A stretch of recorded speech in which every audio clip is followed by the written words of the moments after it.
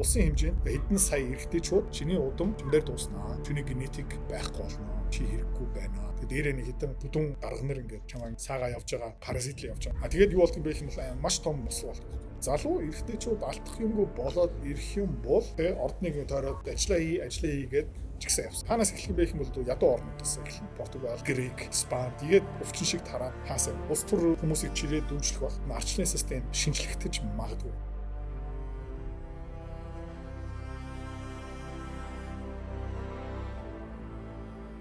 Йоо, хойлоо өчигдөр ярьжсэн 20% арай юм биш үү? Дайснууд бий болох юм биш үү гэсэн. Нэрэл арай байж бас арай 20%-ийн шимтгэл бол тэр ормосын хоолой бас авахгүй гэж байна. Гэхдээ оронд нь бол юунууд аавна гэж байна. Тэр тухайн гофт байгаа. Одоо ойролт орондод байгаа улсуудтай хөрөнгө оруулалт тэгээд арилжаа 8-ны гэрээ байгуулна гэж байна.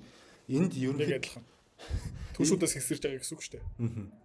Энд ерөн тэгвэл тэр одоо түншүүд гэж ярьж байгаанууд нь юу Америкт санал болох бол юу буцаагаад өгөх бол Америкийн доор угаасаа цэцгэлж байсан. Америкийн хамгаалтын доор угаасаа явж исэн. Америкийн тэдний бүх дайсангуудыг Америкчууд зайлуулсан багаар.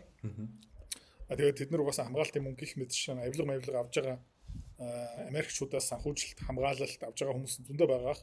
Бүр CIA Америкийн тагнуулын газраас дээш явсан хүмүүс тултлан дүүрсэн байгаах. Тийм учраас эдгээр зүгээр одоо байгаа системээ өөрчлүүлэх гэж хүснэ. Эсвэл тэгээд Америкт дайсан болно гэдэг чинь арай цаг нь болоогүй. Тэгээд Америк хүчтэй агуу хөвөөрөө байгаа.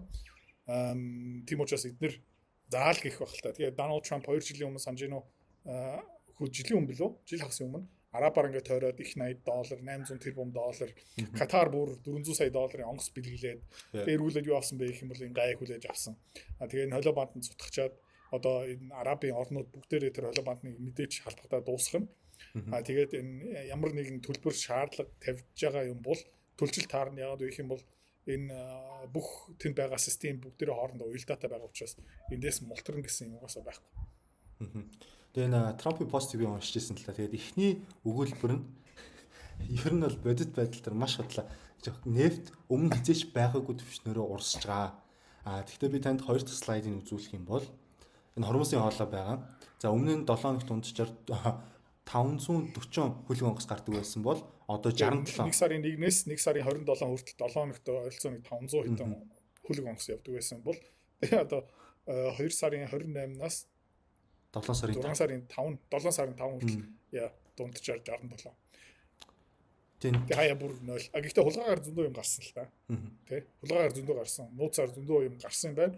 Гэхдээ одоо нууцаар дахиж иранчууд ийм их юм гарахгүй хаа. Одоо хамгийн гол нь энэ тээвэрлэлтийн дэд бүтц буюу тээвэрлдэг ус онгоцноос илүү юу эрсдэл орж байгаа юм бэ гэвэл нөгөө үйлдвэрүүд дэд бүтц. Эрсдэл орж байгаа. Одоо Кувейт, Бахрейн гэх мэт чинь ерөөхдөө одоо баг юм үлдчихэж байгаа юм да тий. Тэгээ UAE удахгүй бас энэ UAE-гийн Fujairah pipeline тий. Тэгээ Saudi Arabia-ийн East West pipeline-ыг бас удаа олгох юм бол тэгэл ер нь бол дуусаа л та. Оросын олгоор чинь дэлхийн нийт 20% нефтний 20% гардаг шүү дээ. За 20%-ийн 89-88% гэдэг чинь дэлхийн нийт нефтний нийлүүлэлтийн бараг 16%, 17% байхгүй болсон гэсэн үг шүү дээ. Тий. Тэгээд юу болж байгаа юм бэ гэх юм бол бас манай school committee дээр ингээд тавьсан байгаа хэдэн улсын автомашины зах зээлийн шинжилгээ ингээд тавьсан байсан. Юу болсон бэ гэх юм бол 3, 4, 5 сарын үеэр Хятадд анх удаа бензин, дизель мотортой машинаас илүү цахилгаан машин илүү их зарагдсан анх удаа. Тэгээд тээвэрлэл логистикийн ачааны машин бас тийшээ ингээд шилжиж байгаа. Нэг бол газар ажиллуулж байгаа LPG тийм нөгөө Солонгосоос янз бүрийн Sonata такси алтурын машин орж ирдэг шүү дээ. Тэр мотор руу эсвэл төлшлөө шилжиж байгаа. Эсвэл тэр чинь цахилгаан машин. Тийм учраас ер нь бол энэ нефтний цаг үе бараг дуусж байгаа. Тийм хараад үзэх юм бол энэ petrochemicals тийм энэ газ, LNG, biofuel гэх мэтчлэн бүгдээрээ ер нь бол ижилхэн. Тийм хараад үзэх юм бол газ хамаагүй цэвэрхэн одоо бид нэр гэртээ зүгээр юм солонгос газыг түлээд маха шараад угаартах байгаа шүү дээ. Тийм учраас ер нь бол энэ нефтний цаг үе яг нефт гэхээс илүү нөө бензин, дизелийн цаг үе ер нь бол одоо баг багаар ингээд дуусч байгаа гэсэн үг. Тэгээ хараад үзэх юм бол Америкийн, Оросын тэр газ бензин, дизелээс хамаагүй өндөр болж байгаа хгүй. Тэгээ удахгүй энэ Монгол бас мэдрэгдэж эхлэх байхаа. Харамслаа юм бэ гэх юм бол Монгол зүгээр энэ цэглэгаан машиныг цэнэглэх дээд бүтц ерөөхдөө байхгүй. Дээд бүтц нь гараад ирчих юм бол ер нь бол дийл хүмүүс юу руу шилжих юм бэ гэх юм бол цэглэгаан машин руу шилжнэ. Тэгээд ингээ угаасаа Монголын гудамд илүү их хятад машин харагдаж байгаа. Улам их цэглэгаан машин болж байгаа. Тэгээд сүүлийн үеийн хороолууд тийм B1, B2 давхарт гараж дотроо угаасаа цэглэгаан цэнэглэх дээд бүтцтэй болж байгаа. Гаднаа бас цэнэглэх одоо ийм стейшнууд болж байгаа. Тэгэхээр энэ бол ер нь бол одоо энэ хормосоос болж ерөөхдөө энэ шинэ үе эхэлж байгаа юм да. За сая та Фужараг хэлт дурдж чинь одоо мэдгүй байгаа хүмүүст ерөөхдөө бол Иран энэ Арабын Эмиратын улстайгаа Фужара пайплайныг бөмбөгдөн гэсэн юм бол мэдээлэл гарсан. Фужара пайплайн ер нь яагаад чухал юм бэ? Яг яадаг пайплайн вэ? Одоо газын хоолой гэсэн үг шүү дээ. UAE-гаас Уман руу ингээд явдаг пайплайн нефтний хоолой гэсэн үг. Тэгээд тэр яаж байгаа юм бэ гэх юм Strait of Hormuz руу орох хэрэггүй. Тэ. Жохон наан ерөөхдөө ингээд нефтээ зарж байгаа гэсэн үг. Тийм боломж гэсэн үг. За тэгээд тэр бол нэг өдрийн 2-3 сая пошк нефтийг ингээд олборлт тээвэрлж чаддаг хоолоо. Тэгээд Сауди Арабын Ямбу пайплайн East West pipeline өдрийн 6-аас 7 байхгүй. Тэгээ энэ хоёр байхгүй болчих юм бол тэгээ өдрийн 9 сая байхгүй болчих гэсэн. Тэгээд ер нь бол нефт бол нэг 120 130 доллар хүрэх магадлал бол байгаа шүү. Тийм эсэлээ. Тэр газын хоолойг мөн нефтний хоолойг дил авчих юм бол UAE, Saudi Arab, Ираны дэд бүтцийг бөмбөгдөн. Тэгээд тэрний дараа Иранчууд, Saudi Arab, UAE, Qatar тэр дэд бүтцийг ингээд бодоо олгоно. Тэгээд та зүгээр сонирхоод үзмээр байгаа юм бол зүгээр тэр Saudi Arab, Qatar гэх мэтчлэн улсын тэр Google Maps руу ороод хараад үзчих заяа. Бүр ингээд дархан хот шиг том дэд бүтц байхгүй. Бүр нүсэр том.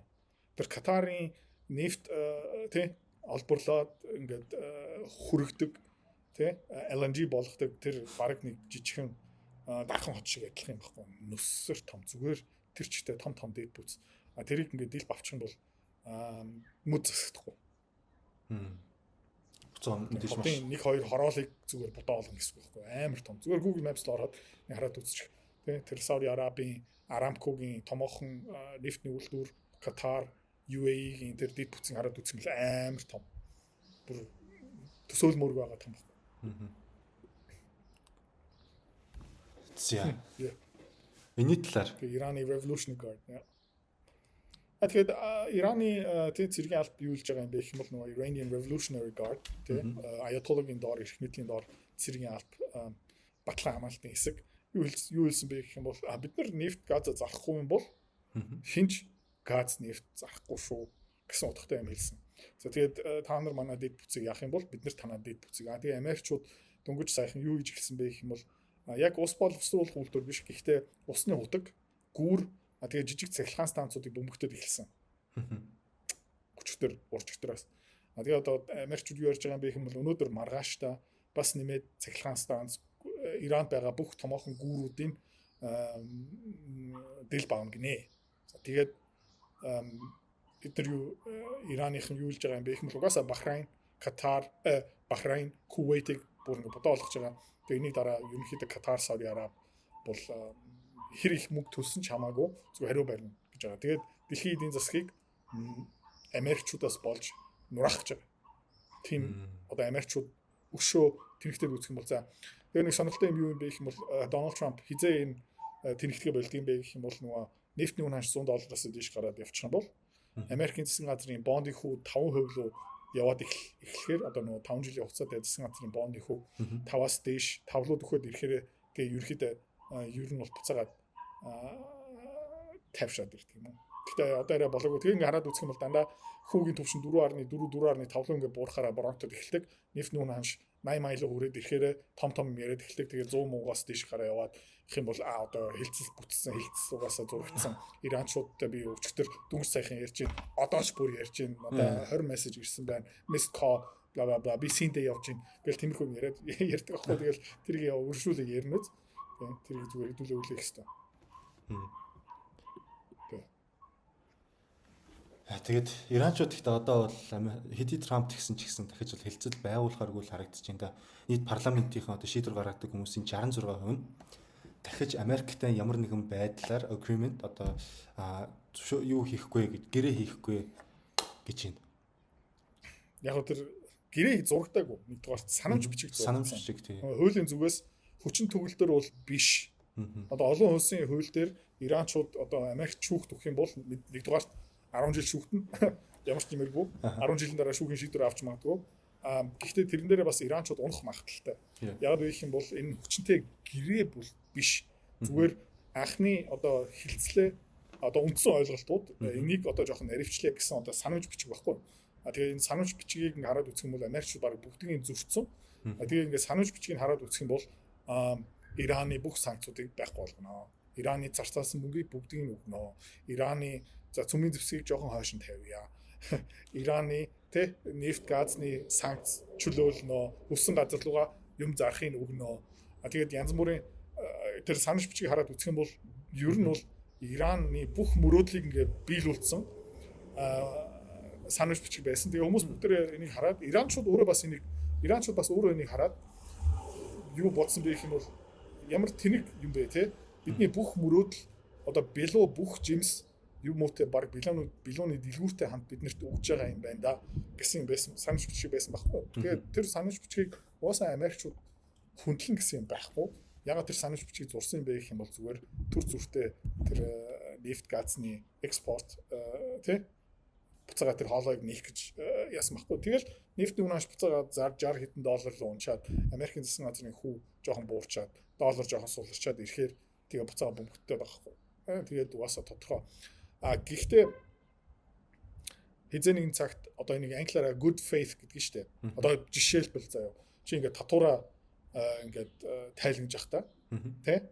Гэхдээ чи зөв тайлгнамаар байсан. Гэхдээ хаа нэгэн газар чи нэг 0 мартлаа гэж бодъё. Тэ? Чи нэг 170 сая төгрөгийн татвар төлөх ёстой байсан бол шивж явах та 0-ыг дутуу явуулчаад 17 саяыг явуулчаад тэгээд татварын чамд нэг торгуул тавих гэж үзэн заяа. Тэгээд чи ингээд хэлэх байхгүй уучлаарай би хугацаанд өгсөн бүх орлогоо ингээд тайлгнасан, бүх зарлага тайлгнасан, хамгийн доор би зүгээр нэг 0-ыг мартсан байна уучлаарай. Би нэг төлнө гэх юм бол татварынхан чи угаасаа good faith талаасаа энэ тайлгаа илгээсэн юм байна. Бид нарыг ингээд мөрөх гэж ерөөхдөө цаанаа чамд зориг байгаагүй чи зүгээр нэг санаандгүй нэг алдаа хийсэн байгаа учраас чамааг өршөөё. Тэгэл магадгүй нэг бяцхан торгуул тавьж магадгүй заа нэг бяцхан акт 100,000 200,000 төгрөгийн акт тавьж магадгүй. Тим юм одоо good faith баггүй одоо энэ илгээж байх та гар үсэг зурж явах та чи энэ гэрээг угаасаа хүндлэх гэж зурсан тий хамтын ажиллагаа угаасаа чи мөрөөдөж ийсэн компаниг хамтарч үүсгэн байгуулах гэж ийсэн тийм учраас чамааг өшөөё гэж байгаа байхгүй. Гэхдээ энэ Америк Ираны хооронд санамж бичгийг ингээд харах юм бол тэр good faith тий сайхан сэтгэлээтэй энэ жигнэсээ ингээд гэрээний үндэслэл болгоё гэсэн юм угаасаа байхгүй байсан учраас Иран энийг ингээд ярьж байгаа. Гэхдээ эзэн нэг цагт Америкчууд жигнэсээ good faith үндэслэлтэй хилцлийн ширээн дээр ирэх юм бол Иранчууд угаасаа ярьж л таар. Тэгээ би чамтай ингээд ер нь бол зүгээр нэг хоёр авгаа хоорондын хэрүүл биш байхгүй хоёр улсын хооронд хэрүүл. Тийм учраас эзэн нэг цагт тохиролцоонд очих юм бол тохиролцоонд очно. Гэхдээ тийм юм бий болохын тулд нэгдүгээрт Америкчууд тийм тэр good faith хилцлээ зурх хэрэгтэй байхгүй. Ингээ Европыг хараад үзэх юм бол Америкийг хараад үзэх юм бол тэд нар жигнэсээ good faith үндэслэлтэй нэг гэрээ хилцэл хийсэн зурсан би барыг санахгүй. Хоордооч тийм, Оростойч тийм, Хятадуудтай ч тийм, Ирантай ч тийм. Тэгээд Арабтай зурсан, Катартай зурсан өнгөрсөн жил хагас өмнө Дональд Трамп арабаар ингээд бүтэн тойроод тэгээд бүгдийг харах юм бол зүгээр юу вэ зүгээр цаас байсан шүү дээ. Намайг хүлээж авсан баярлаа. Онц өгсөн баярлаа өгшөн. Тэ. Одоо зүгээр дугаа гэл тийм байхгүй. Тийм учраас энэ ерөнхийдөө зүгээр нэг сигнал гэсэн үг. Гэхдээ эцсийн одоо шийдвэр бид нар дахиад хоорондоо ярихгүй гэсэн үг юусэн биш. Яагаад вэ гэх юм бол Ираныг бас бодоо үзэх хэрэгтэй. Тэдний дэд бүтц бүх цахилгаан станц, бүх ус боловсруулах станц, бүх нефт газны дэд бүтцийг дил авчих юм бол Ираны ард түмэн бас зовно. Бүр ингээд иргэдийн бослого болж магадгүй тийм учраас ер нь ингээд хараад үзэх юм бол Сауди Араб, Катар хоорондоо зүгээр бөмбөгдөөд бүх юм үнс болоод дэлхийн эдийн засгийг нурах хэмтж ашиггүй. Гэхдээ тийш үрж магадгүй. Дэлхийн 1-р дайн дэлхийн 2 дугаар дайны хараад үзэх юм бол яа хинч ашиггүй байсан. Гэхдээ тийш очсон л доо. Харамсалтай. Тэгээ том эгоонуудаас болж. Тэр бөмбөг тэгснээс одоо Иранчууд бөмбөг илгээж л байгаа. Бахрейн, Жордан, Кувейт руу 15-аас 20 илүү бас баг зэрэг бөмбөгдөд гэсэн. Баг зэрэг бөмбөгдөд гэсэн. Дандаа Америкийн нөгөө зэргийн баазууд руу илгээж байгаа. Өдөрт нэг 15-аас 20 месо одоо юу илгээж байна? Пууч илгээж байна. Дрон пууч бүгдийг нь болж байгаа тийм. Зя. Хойлоо сүүлийн хэдэн бичлэгүүдээр нөгөө дайнгаа жоох марцсан юм шиг санагдчихэв. Орос Украинд юу болж байгаа юм бэ? Украин бол Оросыг бол дахиад бөмбөгдөөд эхэллээ. Тэгээ надад энд хамгийн funny санагдсан юм надад яг энэ харуулж байгаа хоёр дахь постн дээр Glory to Ukrainian drones. Украин Слава Украина тийм дрон. Гэтэ яг үнтэй энэ чинь Украин дрон биш шүү дээ. Ер нь бол Украин нэг хүн тавч тавч байгаа. Гэхдээ ер нь бол Европын дрон гэж хэлж болно. Герман, Англи тэрний дрон тийм юм уу? Тэгээ одоо Оросын ер нь бол энэ нефтийн нөхцөл байдал яах вэ? Одоо ер нь бол өдрөө их төсөн бол муу. Угаасаа зуны хомсдол угаасаа ордог юм бэлээ. Оросууд яг байдал жоох өндөрч байгаа. Гэхдээ Оросын нефтний дэд бүтцийг дэлд авахын тулд заяа нэг хэдэн хотыг бодоолох хэрэгтэй байхгүй. Окей. Тэгээд нэг нефт боловсруулах үйлдвэрийг ингээд бөмбөгдчих юм бол нэг сүртэй утаа гардгүй. Яг гэх юм бол хэдэн хоолоо тий хоолоо ингээд дэлб аваад тэгээд цаанаасаа урсж байгаа хоолоонууд бүгдийг хаачдаг. Тэгээ магадгүй 1 тонн 2 тонн нефт эсвэл түүхийн нефт ингээд шатдаг байхгүй. Тэгээ болоо. Гэхдээ Украинд юу хэрэгтэй юм бэ гэх юм бол их томоохон нүсэр том гал хэрэгтэй. Утаа хэрэгтэй. Тэгээд хаанаас тийм утаа гардаг. Тэгэл тэрийг бичиг оруулаад нэг видео авдаг байхгүй. Тэгээ зураг тавьдаг. Тэгээд тэргүүрээ дамжуулаад ингээд пропаганда явуулдаг. Ингээд бид нар ингээд Оросыг бодоолгож байна. Гэхдээ зарчмын хувьд зүгээр тэнд нэг агуулгууд чадчих байгаа байхгүй. Тэг. Зүгээр нэг томоохон төмөр сав. Тэр яг хуу ингээд эвдэрчих юм бол харамсалтай. Яг хуу хадгалах савын багтаамж объем нэг 40-50% буурах бах. Гэхдээ хэвийн ажилчлалт таарна. Гэхдээ тэр жинхэнэ газ нефтний олборлдог юмыг ингээд дийлб авчих юм бол утаа гардаггүй. Жохон утаа гарна. Тэгээд зураг авах боломжгүй. Тэгээд сүртэй видео гарахгүй. Тэгээд сүүлийн үеэр бүр ингээд Герман, Английн би даасан пропаганда суугууд биш заяа. Би даасан хэвлэл мэдээллийн юу ярьж байгаа юм бэ гэх юм бол сүүлийн үед Украинчууд бас юу илгээж байгаа юм бэ гэвэл бохир дрон явуулж байгаа гэсэн үг. Одоо баг онгоцтой адилхан гэсэн үг. Одоо Чесна онгоцтой адилхан хэмжээний дрон одоо илгээж байгаа. Тэгэхээр тэр дрон дотор баг дэлбэрэх бодис юусоо байхгүй. Юугаараа дүүргэсэн байдаг юм бэ гэх юм бол бохир керосин эсвэл бохир бензинээр ингэ дүүрсэн байдаг. Тэгээд тэд нар ингээд хааны газар дэлбэрчихээрээ ингээд амар хар утаатайгаа ингээд шатаад тэгээ нэг газар руу 4-5-ыг ингээд явуулчаад тэгээ гал нь ингээд тий голомт дээр байж байхдаа утаа нь оргил зэх дээр байж байхдаа зураг аваад тэгээд хартаа орж шатж байна явуулчих. Тийм учраас бас тэр газ нефт боловсруулах үйлдвэрүүдийн нэг дил байхгүй. Яг гэх юм бол зураг гарахгүй. Тэгээд тэр нефт газны агуулгыг ингээд бөмбөгдөж байгаа байхгүй. Яг нь бол PR-т хэрэгтэй. Гэхдээ яг ясвэн дээр тэр олборлолт гих мэдчлэн юмыг нэг сүртэй яахгүй. Тэгээд дахиад хэлье. Оросын бас тэр Ямал гих мэдчлэн Уралын нурууны цаана байгаа тэр нефт газ боловсруулах үйлдвэрүүдийн Google Maps жоохон юу болгоцсон байгаа л та blurry болгоцсон байгаа. Яг ингээд тод харагдах юм. Гэхдээ зүгээр тэр нефтний дэд бүтцийг хараад үзэх юм бол зүгээр ингээд хотууд залгаа явж байгаа байхгүй. Тэгээд тэр нефт газны дэд бүтцийг ингээд тэр чигтээ ажиллагаагүй болохын тулд юу хэрэгтэй юм бэ гэвэл хотыг сөнөөх чадвар байх хэрэгтэй байхгүй. Тэгээд тийм чадвар Украиныхын байхгүй. Тэгээд цаа одоо нэг 300 400 500 км тий зайг туулах ёстой. Тэгээд тэр дронууд юугаараа дүүрсэн байдаг гэх юм бол нэг бол түлшээр ингэ дүүрсэн байдаг. Ойрхон нэг 100 200 км жоохон батарейтай байдаг. Тэгээд ямар дроны бэ гэх юм бол зүгээр түлшээр дүүрсэн дрон байдаг байхгүй. Тэгээд эцсийн одоо буудлын дээр очихдоо нэг дэлбэрэх юмыг сөнөөх эвдлэх одоо хүчин чадал байхгүй. Тийм учраас одоо ингээд шатж байгаа ингээд зураг видео ингээд харахаараа жоохон юу харах хэрэгтэй. Тэгээд Иран бас яг адилхан стратеги ашигласан. Тийм. UAE, Saudi Arab гэх мэтчлэн яг олборлог дэд бүтц Катар руу нэг удаа яасан. Катар ерөөд яг пууж муужин илгээгээд тэнхтээд яваад 6 хэдэн тэрбум долларыг зарцаасны дараа Иранчууд юу хийсэн бэ гэх юм бол Ираны тэр LNG дэд бүтцийг хоёр шугамыг будаа болгоцсон. Тэ? Ерөнхийдөө тэр үйлдвэрийн хүчин чадлын 16-18% ингээд байхгүй болгоцсон. Гэхдээ яг тэр том үйлдвэрүүд рүү халтаагүй. Сауди Араб, Катар, UAE гэх мэт шин Иран талтай бас адилхан. Агуулгуудын шатаасан гоё ингээ утаа галтай зурагнууд орж ирсэн. Гэхдээ тэ тэр Иран улсын газ нефтийн олборлолт бол нэг хүндөр нөлөөлсөн байхгүй одоохон. Тэгвэл удаан тайлбарлаа. Гэхдээ ойлгомжтой боллоо тий. Тэр учраас энийг зүгээр ингээд яг хөө ингээд за окей хэдэн агуулгах шатж байна. Гоё зураг юм байна. Зеленский одоо дахиад PR хийх боломжтой. Баяр уу. Тэрээс Пелегийн шоолны савын левдлээд байгаа юм байна шүү дээ. Ер нь бол зүгээр чиний машины банкыг ингээд эвдэлж байгаа байхгүй юу? Цоолж байгаа. Гэхдээ чиний мотор бүх юм хийвээ. Тэгвэл яг нөгөө мотор юуг нэвдлэх боломж одоо энэ Англи болон Украин хоёрын хоорондын зээл олох болов таны бодлоор одоо энэ дээр болохоор юу гэж юм л да Kirsten Ursula von der Leyen өөрийнхөө өнөөдөр X-дээр бичсэн байгаа. 90 тэрбум евро Украинд спорт одоо тусламж батлагдсан шүү дээ. Анхны хэсэг нь угаасаа Украинд явцсан. Энэ дээр нөгөө Англи улс Их Британи нэмэр болох уу гэд гуйсан байлээ. Тэгээд Kirsten одоо хамгийн сүүлийн одоо үйлдэл ерхий сайдын алтан тушаалтай байх үед хамгийн сүүлийн үйлдэл. Тэгээд Украин руу дахиж мөнгө явуулах юм байна. Тэгээд маргааш юм уу үгүй байж байгаа уучлаарай.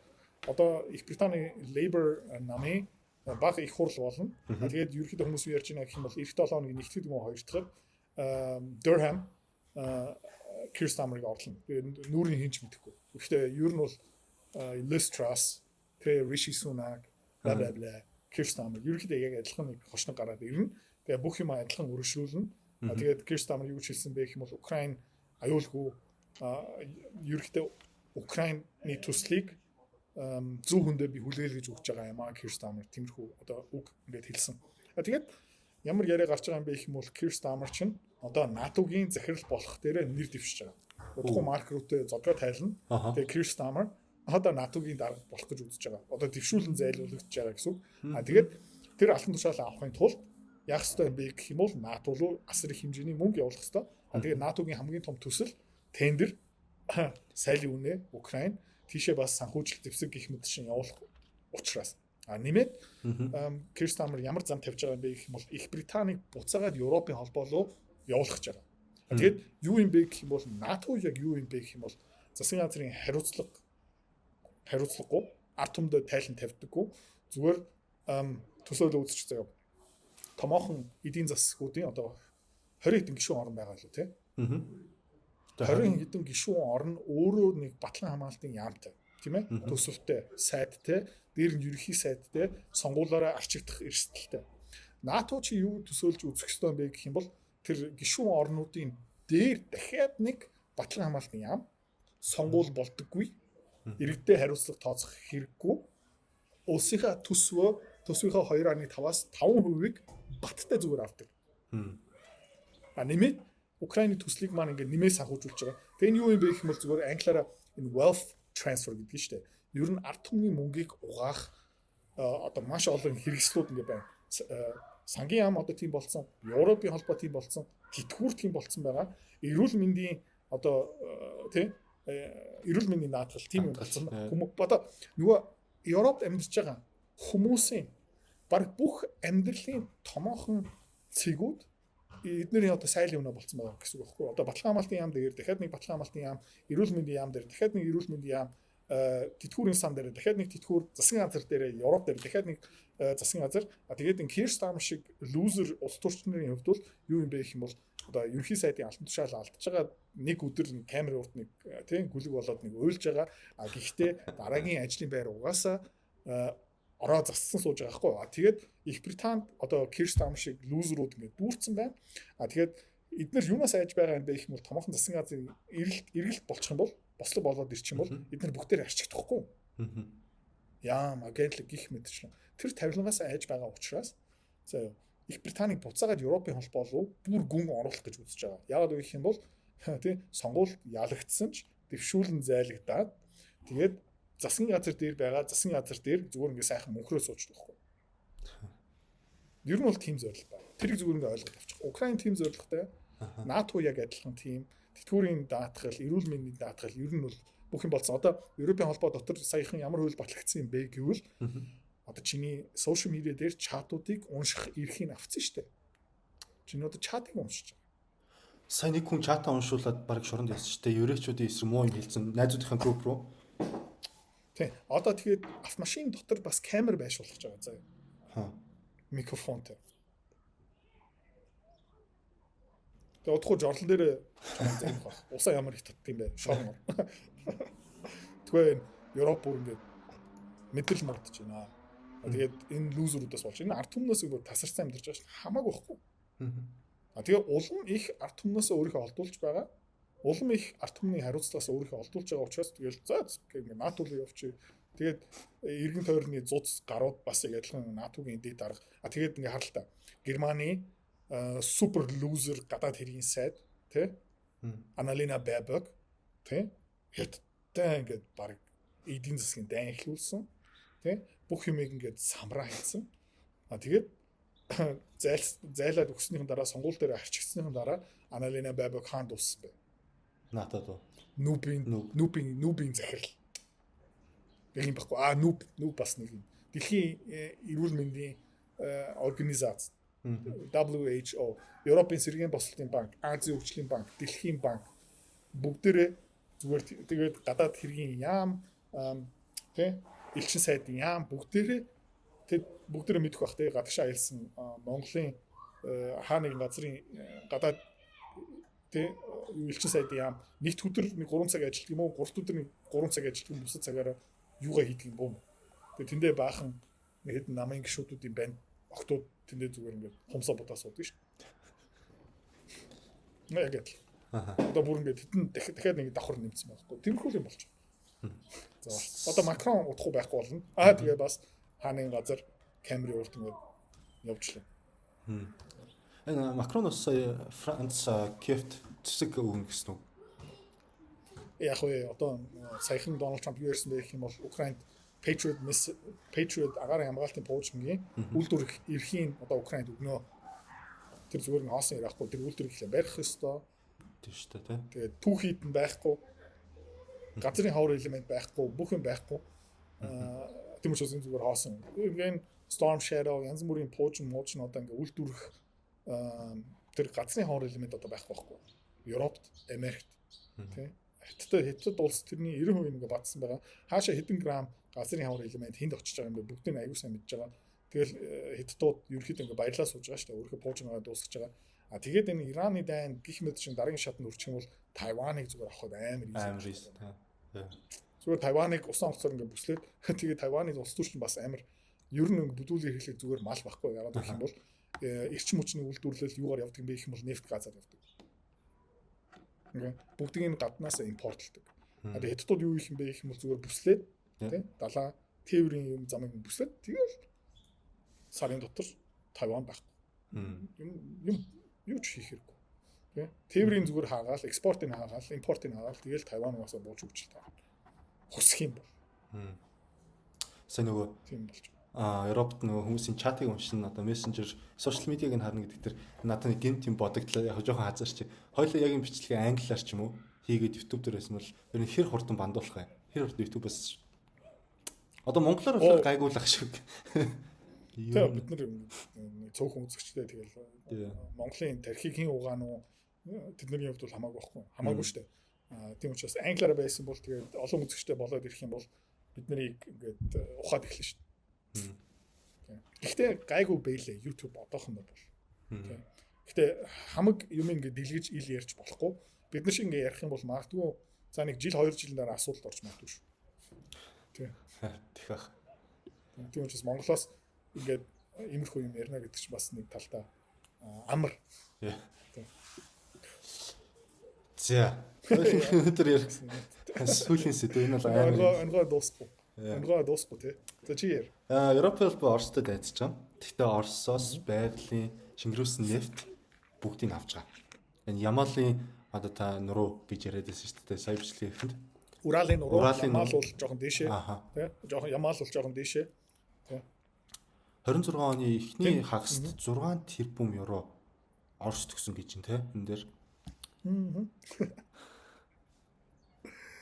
Энэ зүгээр мэдээл муу таа. Тэгэл Оросоос бид нар нефт газ авахгүй 20 жилийн төсөл ингээ батлана. Орос санкц хууль 21-т хэсэгтээ 21-т санкц хуулиа ингээ батлаа. Кая Калас, Ursula von der Leyen бла бла бла бла бла. Загвара Яммалаас гарч байгаа шингэрүүлсэн газын тий 3 сараас ахуулаад бүгдийн хин авсан бэ гэвэл Европ авсан. Одоо надад график нь аль да сүүлийн. Тий. Хамгийн их авсан улсуудыг харагдаж байна. Франц зэвсэг хөгөн гэдэг байгаа Францч ч маш их үеийн авт юм байна. За Спань бол Европын холбоо ус бол жоохон тусдаа шүү дээ. Спанчууд бол жоохон ирэх тусгаар тогтмол жоохон хамгаалж байна. Тийм жоохон хамгаалж байгаа улсууд. Тул нь Иран НАТОгийн төсөн мөсөө ингээд ерөнхийдөө Трамп эсрэг ингээд энэ голын хуруугаа ингээд үзүүлээд байдаг тийм. Салавчаа жоохон гаргаад байдаг тийм. Тэгээд бүр фаны юм бэ гэж. За энэ шингэрүүлсэн нефтийг одоо газраас байглаас ингээд гарч байгаа шүү дээ. Цэвэр зүгээр ингээд шууд шатах боломжтой байхгүй юу? Окей. Тэрийг яаж байгаа юм бэ гэх юм бол хөлтөөж байгаа заа. Хасах 178 градус руу хүргээд тэр газыг шингэрүүлээд заа. Тэгээ нэг тусдаа усан онгоцлоо шахаад заа. Тэр өртөгтэй. Тэгээ тээвэрлэх ёстой processing cost гэсэн байгаа, логистикийн өртөг гэсэн байгаа. За тэгээ тэр усан онгоцоор ингээд яваад заа. Голланд руу явж байгаа, Бельги руу явж байгаа, Испани руу явж байгаа, Франц руу явж байгаа. Тэнд буулган заа. Тэгээ буцаага халаах ёстой. Тэгээд халаасныхан дараа тээвэрлэх ёстой. Тэгээд энэ шингэрүүлсэн газ биш ч тийм. Энэ Nord Stream pipeline-аас 1.5 дахин үнэтэй. Оросын нефтийг далаагаар шингэрүүлчээд 1.5 дахин үнэтэй худалдаж авч болох юм байна. За ёо. Гэхдээ тэнд нэг хэвийн ажиллаж байгаа газын хоолоогоороо 60 хэдэн 70 хэдэн хувийн хэмтханаараа тэр бол болохгүй. Окей. Оросын юмыг авах юм бол 1.5 дахин үнэтэй нүсэр хүнд сурталтай бүгдийг авъя. Хамгийн хэмтхэн дээд бүтсээр тээвэрлэх юм бол үгүй болохгүй. Энэ юу гэсэн үг юм бэ? Би тэр ойлгож үзтээ. Юу? Тэ? Тэгмээ төсөөл үзтээ нэг 2 сонголт байна заяа. Чи ингээ гэрээсээ гарахтаа 2 дэлгүүр байна заяа. Будаа авлаа, гуйрлаа авлаа. Нэг дэлгүүр 1.5 дахин. Одоо нэг сүү тэнд 50000 төгрөг биш 12500 байгаа юм бол гэр бүлийн хурал хийгээл энэ бузарцсан 50000 төгрөгийн дэлгүүр хийзээч орохгүй. Бид нэр өөрийнхөө тий цалин орлого арт түмнийг хохироогоод 12500-аар авах шүү гэсэн ч юм болгон тэнэг юм шиг мал царайлал за даргаа гээл тэр 12500-аар авч байгаа гэж боддоо бүр адилхан сүү хөвцөлтийн сүү шүү дээ. Яг адилхан юм. Яг адилхан газыг заяа шингэрүүлээд ингээ тээвэрлж авч байгаа. Тэр Nord Stream-аараа өстө болохгүй. Өөрөө бас олборлж болохгүй. Яг гэх юм бол дэлхийн дулаар л. Мэдхгүй ингээд бодоод үзэх юм бол Европчууд одоо яах ёстой юм бэ? Тэ. Сонгуул дээр Keir Starmer-ыг зайлуулсан ч дараагийн гараад ирсэн заяа. Намын солисон ч одоо өмнө Labour Party-ны өмнө Conservative Tories байсан шүү дээ. Яг адилхан. Rishi Sunak хамгийн зөвшөөрөлтэй. Тэ. Яг адилхан. Тэгэл ингээл тэр сонгуультай тэгээ явсаар гад хүмүүс тэгээд сонгуультай итгэхэ болоод өөр систем рүү шилжиж магадгүй шүү. Арчлал явахгүй байна гэл дүгнэлт нь хүрнэ шүү дээ. Харалтаа өнгөрсөн 20 жилийн хугацаанд арчлалаар явсан хэнийч сонгосон зөв бодорчсон хулгайчууд ингээ үржлээ явах юм байна. Манай улс Пакистан юу муслимаар ингээ дүрчин манай охтуудыг хүчндээ явах юм байна. Ирч мөчний үртэг ингээ яаж юм манай тэтгэврүүгээс хоосон. Өгснээ их. Тэгэл аамрын болох хаа. Тэгээ энэ бүх юм ингээ дэлгэрэх цаг ирэн заяа. Ийм олон нүглийг ингээ нуун гэж байхгүй. Сая нөгөө та улс төрийн систем дээр явсан дээр ер нь хятадын улс төрийн систем дэжгүй юм шүү те. Одоох нь бол тийм шинэ болохоор хамгийн дэжгүй явж байгаа. Тийм шинэ болохоор тэгээд ард түмэн ядуу болохоор босч ирж магадгүй болохоор Их Британи, Герман, Франц гэх мэт тодорхой хэмжээнд хүрсэн тухтай сууж байгаа байхгүй. Ингээл гэхдээ одоо нэг юм байгаа. Дундаж одоо гэрэлтийн нас 28-аас дээш одоо гараа явцсан. Насанд хүрсэн эрэгтэйчүүдийн баг 30% нь ээж автайгаа хамт амьдарч байгаа. Тэгээд ээж аавынханд амьдарч байгаа юм бол олигтой ажлын байргүй, өөрийнхөө байр савгүй, өөрийнхөө машингүй, баг цалинтай хар ажил хийдэг. CU-гийн кассан дээрээ 30 настай эрэгтэй хүн сууж байгаа байхгүй. Тэр хүнийг ингээ эрэгтэй хүн тоохгүй. Тэгээд улсын хэмжээнд хэдэн сая эрэгтэйчүүд одоо юу гэсэн юм бэ гэх юм бол чиний удам чимдэр дууснаа. Чиний генетик чиний байхгүй болно. Чи хэрэггүй байна. Тэгээ дээрээ нэг хитэн бүдүүн дарга нар ингээд тий чамаа ингээд саагаа явж байгаа паразит л явж байгаа. Тэгээд юу болт юм бэ гэх юм бол маш том босго болт байхгүй. Энэ залуу эрэгтэйчүүд алдах юмгүй болоод ирэх юм бол тий тэгээд инфляц 30-40% ингээ болоод ирэх юм бол Монгол бас яг адилхан шүү дээ. Гинт төгрөгийн хаан шиг 30%-аар өсчөөд талхны үн, махны үн тэмдэглөө буужиндаад орлого ингээ дээшлэхгүй. Яасан чи тий ордныг ингээ тойроод залуу эрэгтэйчүүд ажиллаа хийгээд жигсаа явсан шүү дээ. Яг тийм юм бол. Хаанаас эхлэх юм бэ гэх юм бол ядуу орнуудаас эхэлнэ. Португал, Cyprus, Грек, тий Испани гэх мэт шүү. Тэндээс эхэлнэ. Тэгээд өвчин шиг тараад хаасаа. Тэгээд иргэдийн дотоодын дайн болон тэр Пакистануудтай улс төр хүмүүсийг чирээд дүүжлэх баг. Тэгээд арчны систем шинжлэхдэж магадгүй. Тэгээд харъя. Ерөнхийдөө зүгээр ингээ холоос ил тарагдаж байгаа. Яг энэгээр л ийм бол нүглийг нуун гэж байхгүй. За. Өнөөдөр ярих гэж бодсон сэдвүүд нэг иймэрхүү байна. За. Тэгээд маргааш офс дээрээ офсоосоо контентуудаа хийцгэнэ. Бай. За баяр та.